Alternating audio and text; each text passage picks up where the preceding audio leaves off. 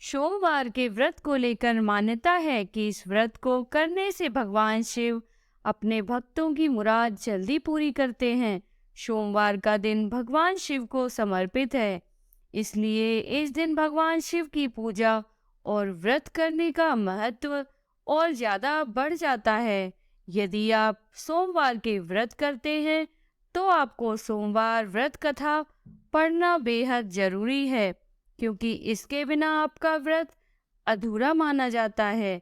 अगर आप भी शिव जी की भक्ति और कृपा पाने के लिए श्रावण के सोमवार का व्रत करते हैं, तो इस कथा से भोलेनाथ को प्रसन्न कर सकते हैं।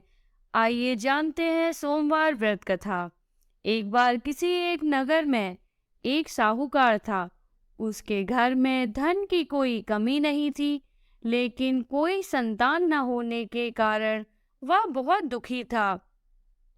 संतान प्राप्ति के लिए वह हर सोमवार को व्रत रखता था और पूरी श्रद्धा के साथ शिव मंदिर जाकर भगवान शिव और माता पार्वती की पूजा करता था।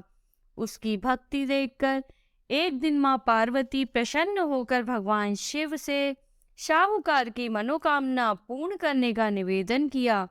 पार्वती जी के आग्रह पर भगवान शिव ने कहा कि हे पार्वती, इस संसार में हर प्राणी को उसके कर्मों का फल मिलता है और जिसके भाग्य में जो हो उसे भोगना ही पड़ता है। लेकिन पार्वती जी ने साहूकार की भक्ति देखकर उसकी मनोकामना पूर्ण करने की इच्छा व्यक्त की। माता पार्वती के आग्रह पर शिवजी ने साहूकार को पुत्र प्राप्ति का वरदान तो दे दिया, लेकिन उन्होंने बताया कि यह बालक 12 वर्ष तक ही जीवित रहेगा। माता पार्वती और भगवान शिव की बातचीत को साहूकार सुन रहा था, इसलिए उसे ना तो इस बात की खुशी थी और ना ही दुख। वह पहले की भांति शिव जी की पूजा करता रहा। कुछ समय के बाद साहूकार की पत्नी ने एक पुत्र को जन्म दिया। जब वह बालक 11 वर्ष का हुआ तो उसे पढ़ने के लिए काशी भेज दिया गया। साहूकार ने पुत्र के मामा को बुलाकर उसे बहुत सारा धन देते हुए कहा कि तुम इस बालक को काशी विद्या प्राप्ति के लिए ले जाओ। तुम लोग रास्ते में यज्ञ कराते जाना और ब्राह्मणों को भोजन दक्षिणा देते हुए जाना। दोनों मामा भांजे इसी तरह यज्ञ कराते और ब्राह्मणों को दान दक्षिणा देते काशी नगरी निकल पड़े। इस दौरान रात में एक नगर पड़ा, जहां नगर के राजा की कन्या का विवाह था, लेकिन जिस राजकुमार से उसका विवाह होने वाला था वह एक आंख से काना था। राजकुमार के पिता ने अपने पुत्र के काना होने की बात को छुपाने के लिए सोचा, क्यों न उसने साहूकार के पुत्र को दूल्हा बनाकर राजकुमारी से विवाह करा दूं। विवाह के बाद इसको धन देकर विदा कर दूंगा और राजकुमारी को अपने नगर ले जाऊंगा। लड़के को दूल्हे के वस्त्र पहनाकर राजकुमारी से विवाह करा दिया गया। साहूकार का पुत्र ईमानदार था, उसे यह बात सही नहीं लगी, इसलिए उसने अवसर पाकर राजकुमारी के दुपट्टे पर लिखा कि तुम्हारा विवाह तो मेरे साथ हुआ है, लेकिन जिस राजकुमार के संग तुम्हें भेजा जाएगा वह एक आंख से काना है। मैं तो काशी पढ़ने जा रहा हूँ। जब राजकुमारी ने चुन्नी पर लिखी बातें पढ़ी तो उसने अपने माता पिता को यह बात बताई। राजा ने अपनी पुत्री को विदा नहीं किया, फिर बारात वापस चली गई। दूसरी ओर साहूकार का लड़का और उसका मामा काशी पहुंचे और वहां जाकर उन्होंने यज्ञ किया।